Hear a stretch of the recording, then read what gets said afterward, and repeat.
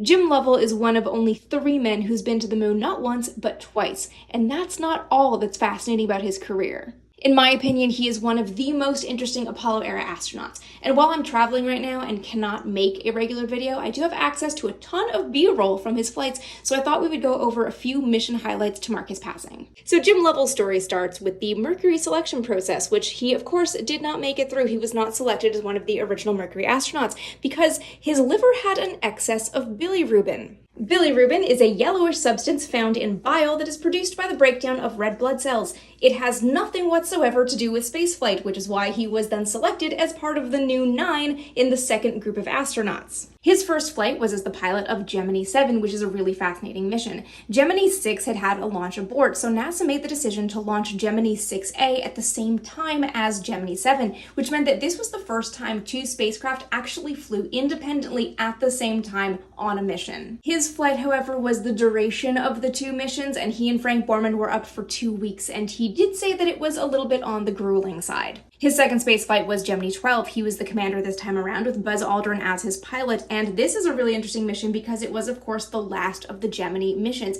This was the one that kind of brought everything together. Gemini was the proof of concept, proof that NASA could actually do things, live and work in space, and everything had to be done on Gemini 12. His next mission was Apollo 8, the first human mission to the moon over Christmas on December of 1968. He was the command module pilot on that mission, which is why in so many of these shots from the flight, you can see him doing navigational exercises. And of course, his last mission was Apollo 13. I'm actually working on a super deep dive into Apollo 13 right now, but everyone knows the basics of the story. A little under 56 hours into the flight, one of the oxygen tanks ruptured and effectively crippled the main spacecraft, the command service module. That left a crew of 3 with only the lunar module for life support, a vehicle designed to take care of 2 men for 2 days, not 3 guys for upwards of 4 days.